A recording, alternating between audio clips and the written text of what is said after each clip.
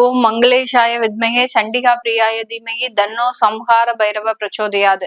உலகெங்கும் இருக்கும் next gen astro நேயர்கள் அனைவருக்கும் ஆஸ்ட்ரோ பூர்ணாவின் அன்பார்ந்த வணக்கங்கள்.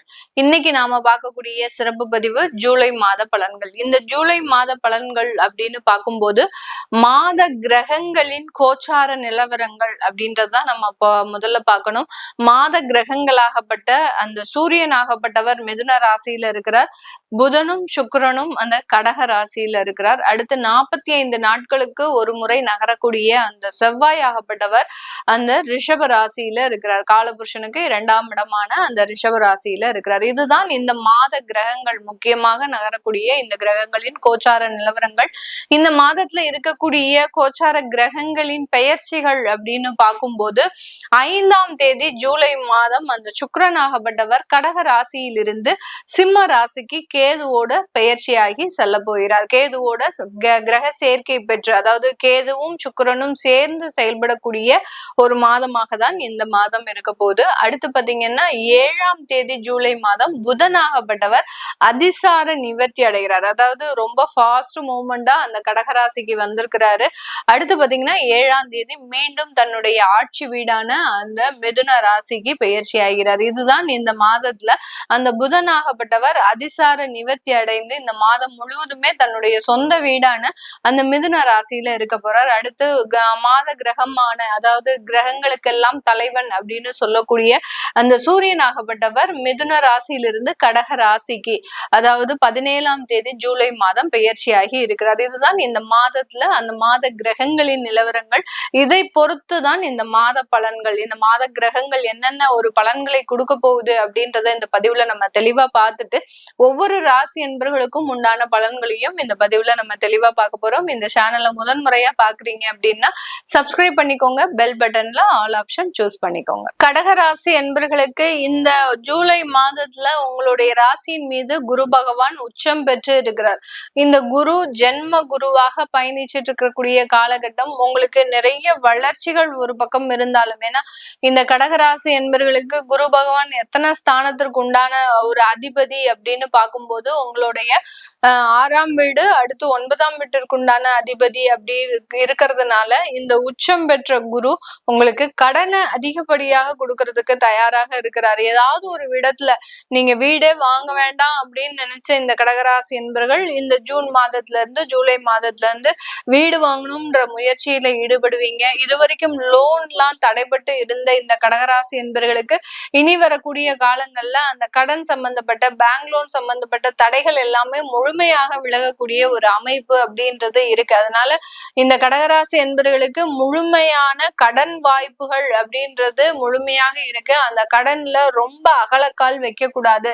இந்த கடகராசி என்பவர்கள் நமக்கு தான் லோன் கிடைக்குது, நம்மளுக்கு தான் வருமானம் இருக்கு, நம்மளுக்கு தான் வேலை வாய்ப்பு இருக்கு, நம்ம தாராளமா லோன் வாங்கலாம், ஒரு 60 லட்சத்துக்கு லோன் வாங்கி வைப்போம் அப்படின்னு சொல்லி இந்த மாதிரியான சில விஷயங்கள்ல ஈடுபட்டீங்க அப்படின்னா அதனால சில தொந்தரவுகள் அப்படின்றது கண்டிப்பாக இருக்கும். இது இந்த தொந்தரவுகள் பாத்தீங்கன்னா உங்களுக்கு ஒரு வாழ்நாள்ல இன்னும் ஒரு 15 வருஷத்துக்கு இந்த தொந்தரவுகள் முழுமையா இருக்கக்கூடிய ஒரு அமைப்பை உருவாக்கிடும். அதனால கடன் வாங்குறதுல ரொம்ப அகலக்கால் வைக்காம உங்களுடைய இன்கம்க்கு தகுந்த மாதிரியான சில விஷயங்களை நோக்கி பயணிக்கும் போது அதுல மிகப்பெரிய ஒரு மாற்றங்கள் வருவதற்குண்டான ஒரு நேரம்.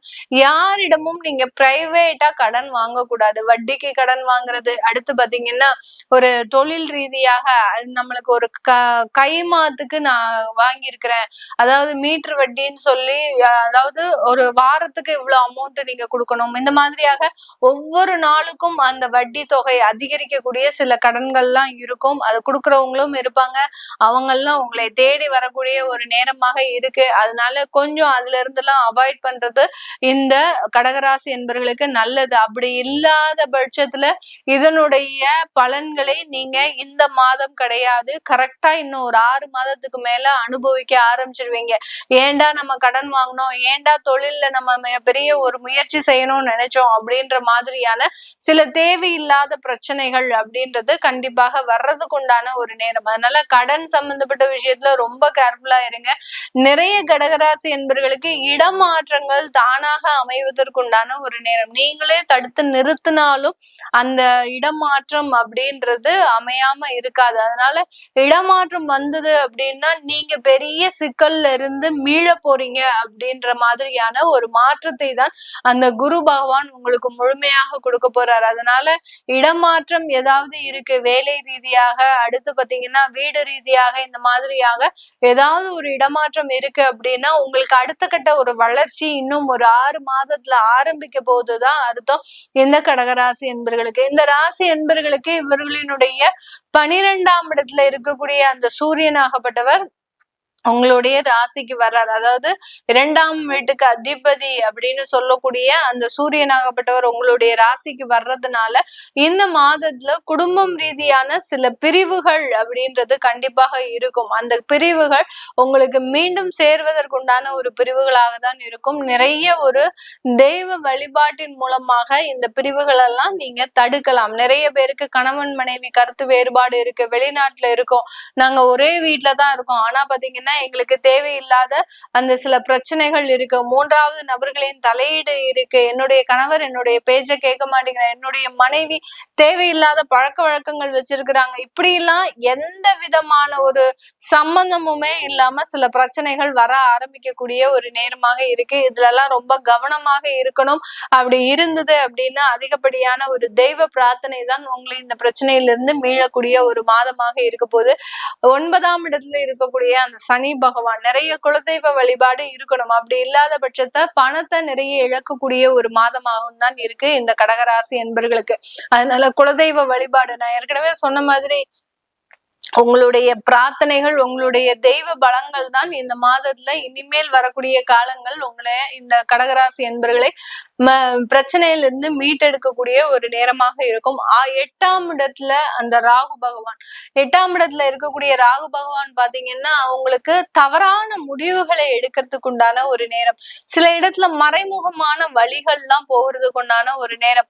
யாரையாவது நம்பிதான் அதுவும் போவீங்க, அவர் நமக்கு நல்லதுதான் செய்வார் அப்படின்னு நினைச்சு போவீங்க, ஆனா அவர் காமிக்கக்கூடிய பாதை உங்களுக்கு தவறான பாதையா தான் இருக்கும். அந்த மாதிரியாக அந்த மறைமுகமான பாதைகளை நோக்கி நீங்க பயணிக்க கூடாது. பயணிச்சீங்க அப்படின்னா அதனால பிரச்சனைகள் அப்படின்றது 2 மடங்காக உயர்வதற்குண்டான ஒரு நேரம். ஏன் எதற்காக இவ்வளவு நம்ம சொல்றோம் அப்படின்னா இந்த ஜூலை மாதத்துலதான் அது எல்லாமே அதிகரிக்கும். ஏன்னா கடந்த மாதம் ஜூன் மாதத்துல குரு டிரான்சிட் ஆகி வந்திருக்கிறாரு. இப்பதான் ஒவ்வொரு பாகையா கடந்து வந்துட்டு இருக்கிறாரு.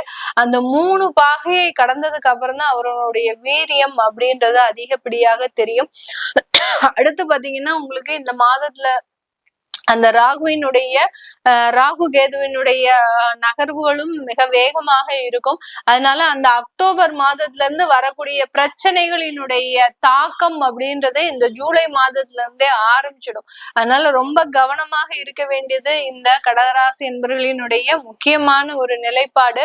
எந்தெந்த இடத்துல எல்லாம் கவனமாக இருக்கணும், நீங்க கடன் வாங்குறதுல, தொழில்ல, மற்ற நபர்களை நம்புறதுல, இந்த 3 இடத்துலயும் கவனமா இருந்துட்டீங்க அப்படின்னா மிகப்பெரிய அளவு மாற்றங்கள் வர்றதுக்குண்டான ஒரு நேரம். இது எல்லாமே உங்களுக்கு கோச்சார நிலவரப்படி பலன்களை கணிச்சு சொல்லியிருக்கிறோம். உங்களுடைய சுய ஜாதக பலன்களின் அடிப்படையில், தசாபுத்தி பலன்களின் அடிப்படையில் நிறைய பேருக்கு வெளிநாடு சம்பந்தப்பட்ட வாய்ப்புகள் வந்தும் அதை நீங்க யூஸ் பண்ணாம இருப்பீங்க. அதனால நீங்க எப்படி சரி பண்றது அப்படின்றது உங்களுடைய ஜாதகத்தை வச்சு நீங்க தெரிஞ்சுக்கலாம். அதை பார்க்கணும் விருப்பப்படுறவங்க கீழே இருக்கிற நம்பருக்கு வாட்ஸ்அப்ல அப்பாயின்மெண்ட் வாங்கிட்டு நீங்க கன்சல்ட் பண்ணிக்கலாம். உங்களுடைய குழந்தைகளுக்கு ஜாதகம் எழுதணும், நியூமராலஜி படி பெயர் வைக்கணும்னு நினைக்கிறவங்களும் கீழே இருக்கிற நம்பருக்கு வாட்ஸ்அப்ல மெசேஜ் அனுப்புங்க. அதற்குண்டான விவரங்கள் தெரிய வரும். உங்களிடமிருந்து விடைபெறுவது உங்கள் ஆஸ்ட்ரோ பூர்ணா. நன்றி, வணக்கம்.